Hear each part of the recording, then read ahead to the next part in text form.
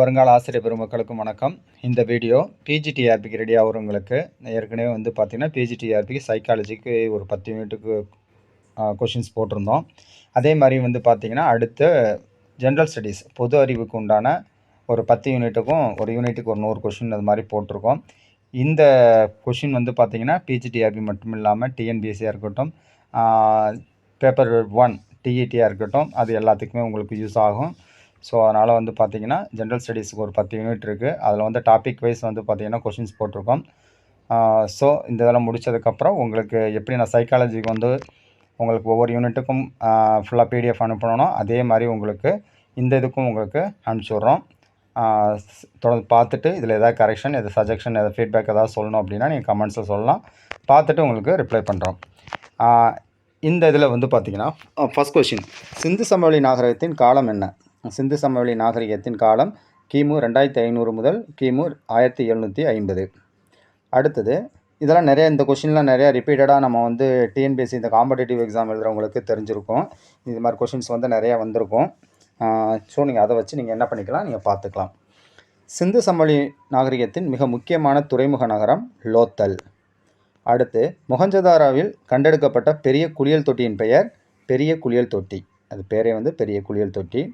அடுத்து சிந்து சமவெளி மக்கள் எந்த உலோகத்தை அறிந்திருக்கவில்லை அப்படின்னா இரும்பு. சிந்து சமவெளி மக்களுக்கு இரும்பை பற்றி அவர்கள் அறிந்திருக்கவில்லை. சிந்து சமவெளி நாகரிகத்தின் முக்கிய அம்சம் வந்து பார்த்திங்கன்னா நகர திட்டமிடல். அடுத்து வேதகாலம். வேதகாலத்தின் முக்கிய ஆதாரம் வேத நூல்கள். ரிக்வேதம் எதை பற்றியது அப்படின்னு பார்த்தீங்கன்னா பாடல்கள் மற்றும் பிரார்த்தனைகள். ரிக்வேதம் எதை பற்றி அப்படின்னு பார்த்தீங்கன்னா பாடல்கள் மற்றும் பிரார்த்தனைகள். வேத காலத்தில் முக்கியமாக வணங்கப்பட்ட கடவுள் இந்திரன். வேத காலத்தில் முக்கியமாக வணங்கப்பட்ட கடவுள் இந்திரன். வேத காலத்தில் சமூக அமைப்பு எவ்வாறு பிரிக்கப்பட்டது அப்படின்னு பார்த்தீங்கன்னா வர்ண அமைப்பு. பிராமணர், சத்திரியர், வைசியர், சூத்திரர், இந்த ஒரு 4 அமைப்புகளாக வேத காலத்தில் சமூக அமைப்பானது பிரிக்கப்பட்டிருந்தது. வர்ண அமைப்பு. வர்ணம் வந்து 4: பிராமணர், சத்திரியர், வைசியர், சூத்திரர். கொஸ்டின் நம்பர் 5, உபநிடதங்கள் எதை பற்றியது? தத்துவ விசாரணை. உபநிடதங்கள் எதை பற்றியது? தத்துவ விசாரணை. அடுத்து பௌத்தம் மற்றும் சமணம், அதை பற்றின கொஷின். பௌத்த மதத்தை நிறுவியவர் கௌதம புத்தர். புத்தர் ஞானம் பெற்ற இடம் போத்கயா. போதகயா அந்த இது சொல்லியிருப்போம். அது வந்து போதகயா தான் வந்து பார்த்திங்கன்னா புத்தர் ஞானம் பெற்ற இடம். சமண மதத்தை நிறுவியவர் மகாவீரர். அதேமாரி மகாவீரரின் போதனைகள் எவ்வாறு அழைக்கப்படுகின்றன அப்படின்னு பார்த்தீங்கன்னா அறியப்படுகின்றன திரிரத்னா, 3 ரத்தினங்கள்.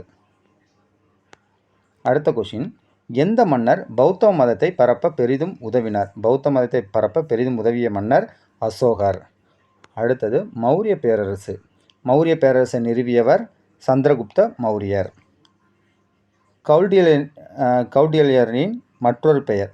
கௌடில்யர் இருக்கார், அவரோட மற்ற பெயர் என்னன்னு பார்த்தீங்கன்னா கௌடில்யருக்கு இன்னொரு பேர் பார்த்தீங்கன்னா சாணக்கியர்.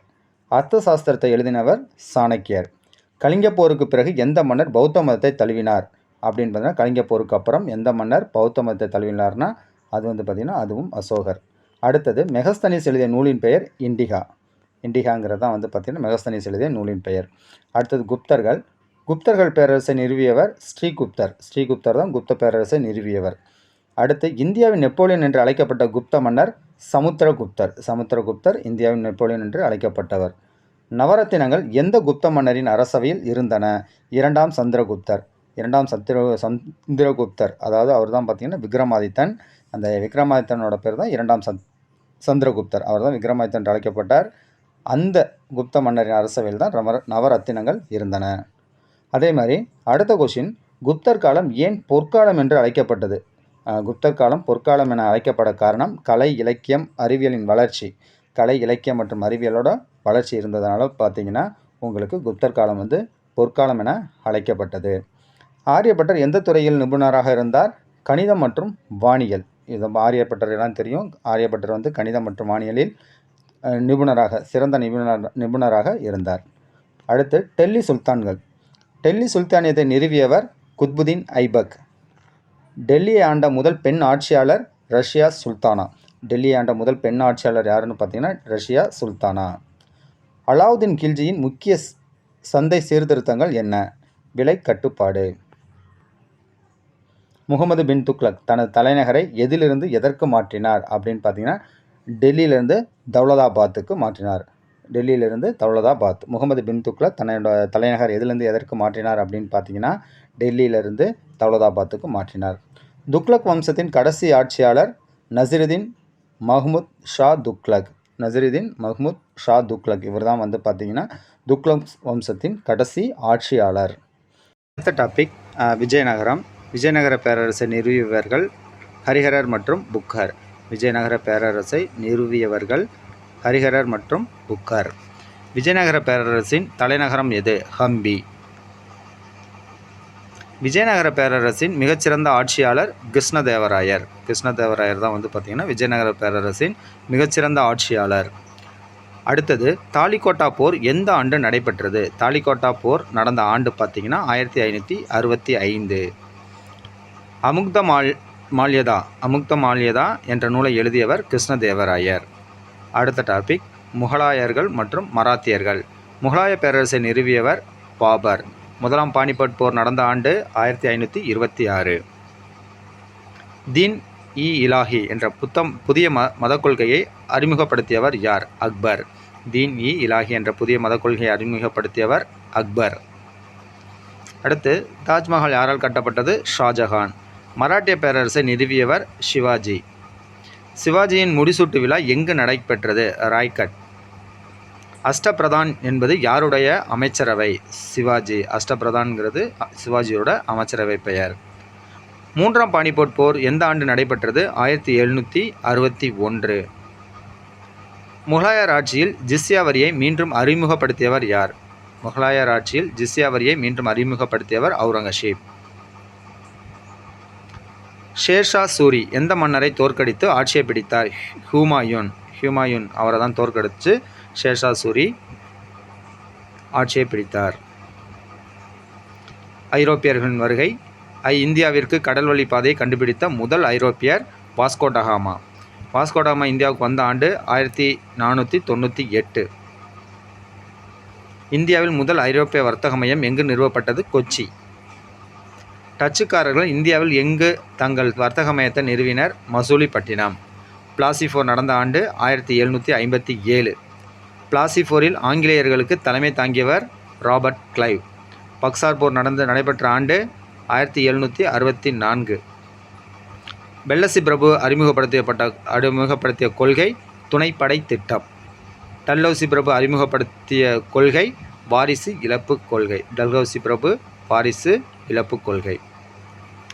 இந்தியாவில் முதல் ரயில் பாதை எந்த ஆண்டு எங்கு அமைக்கப்பட்டது? மும்பை டு தானே 1853. 1857 பார்த்தீங்கன்னா உங்களுக்கு சிப்பாய் கழகம். அதுக்கு ஒரு 4 வருஷத்துக்கு முன்னாடி வந்து பார்த்தீங்கன்னா மும்பை தானேக்கு இடையே ரயில் பாதை நிறுவப்பட்டது. அடுத்து பிரிட்டிஷ் ஆட்சிக்கு எதிரான ஆரம்பகால எழுச்சி. ஏற்கனவே சொன்ன மாதிரி 1857 ஆண்டு கிளர்ச்சியின் உடனடி காரணம் என்ன அப்படின்னு பார்த்தீங்கன்னா கொழுப்பு தடவிய தோட்டாக்கள். 1857 கிளர்ச்சியின் போது ஜான்சியின் ராணி யார்? லட்சுமி பாய். 1857 இந்த சிப்பாய் கழகத்தப்போ ஜான்சியோட ராணி யார் பார்த்தீங்கன்னா லட்சுமி பாய். 1857 கிளர்ச்சியின் போது டெல்லியின் தலைமை யார்? பகதூர் ஷா இரண்டாம் பகதூர் ஷா. சந்தால் கிளர்ச்சி எந்த ஆண்டு நடைபெற்றது? 1855 முதல் 56 வரை. பாகல்வாடி வகீரா கிளர்ச்சி எங்கு நடைபெற்றது? பாகல்வாடி கிளர்ச்சி எங்கு நடைபெற்றதுன்னா குஜராத். அடுத்து ஆங்கில கல்வி மற்றும் அதன் தாக்கம். இந்தியாவில் ஆங்கில கல்வியை அறிமுகப்படுத்தியவர் யார்? மெக்காலே பிரபு. இந்திய கல்வியின் மகா சாசனம் என்று அழைக்கப்படுவது உட்டறிக்கை. உட்டறிக்கை வந்து பார்த்தீங்கன்னா 1854. கல்கத்தா, பம்பாய் மற்றும் சென்னை பல்கலைக்கழகங்கள் எந்த ஆண்டு நிறுவப்பட்டன? கல்கத்தா, பம்பாய், சென்னை இந்த 3 பல்கலைக்கழகங்கள் எந்த வருஷம் நிறுவப்பட்டன அப்படின்னு பார்த்தீங்கன்னா 1857. அந்த சிப்பாய் கழகம் அந்த டைமில் தான் வந்து பார்த்திங்கன்னா கல்கத்தா, மும்பை, அதுக்கப்புறம் பார்த்திங்கன்னா சென்னை இந்த பல்கலைக்கழகங்கள் நிறுவப்பட்டன. ஆங்கில கல்வியின் முக்கிய நோக்கம் உள்ளூர் நிர்வாகத்திற்கு தகுதி வாய்ந்த இந்தியர்களை உருவாக்குதல். ஆங்கில கல்வியின் முக்கிய நோக்கம் வந்து பார்த்திங்கன்னா உள்ளூர் நிர்வாகத்திற்கு தகுதி வாய்ந்த இந்தியர்களை உருவாக்குதல்.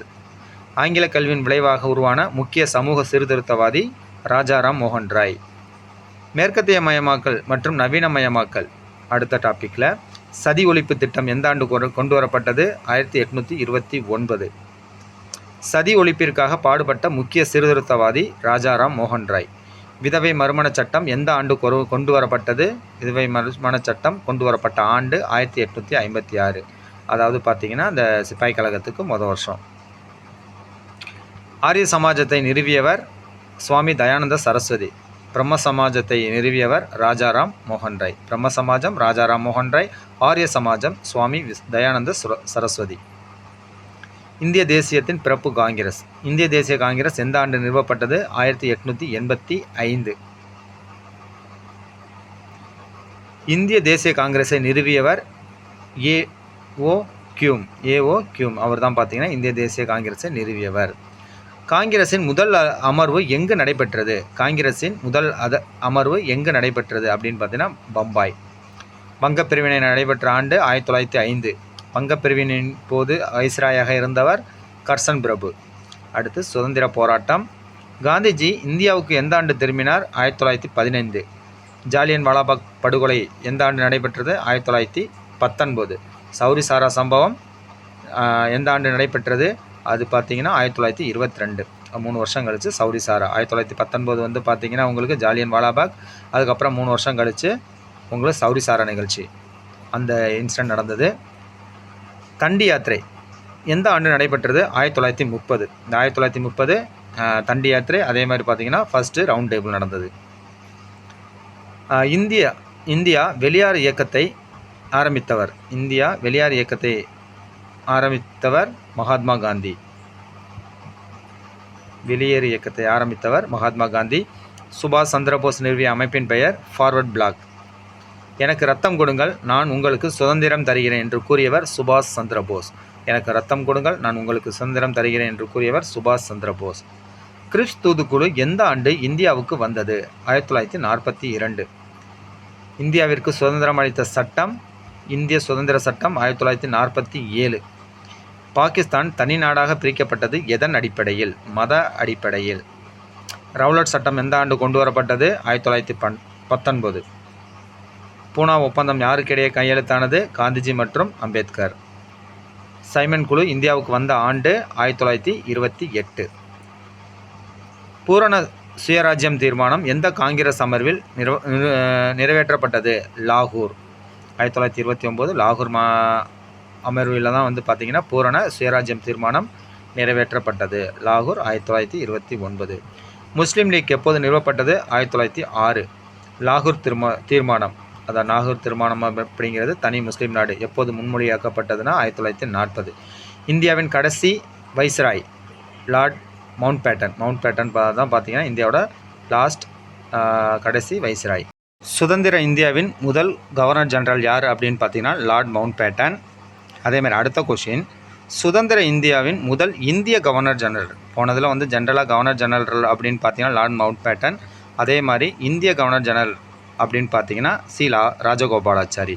அதாவது பார்த்தீங்கன்னா வந்து இந்தியாவோட சுதந்திர இந்தியாவோட முதல் கவர்னர் ஜெனரலாக வந்து பார்த்திங்கன்னா லார்ட் மவுண்ட் பேட்டன் பிறப்பை தான் நியமித்தாங்க. அதுக்கப்புறம் இந்தியர் ஒருத்தர் வேணும் அப்படிங்கிறதுனால இந்தியரில் வந்து பார்த்திங்கன்னா இந்தியரை ஒருத்தரை நியமிக்கணும் அப்படிங்கிறதுனால என்ன பண்ணாங்கன்னா ராஜகோபாலாச்சாரி அவரை தான் வந்து ராஜாஜி அவரை தான் வந்து பார்த்திங்கன்னா நம்ம சுதந்திர இந்தியாவோட முதல் இந்திய கவர்னர் ஜெனரலாக அறிவிச்சிருக்காங்க.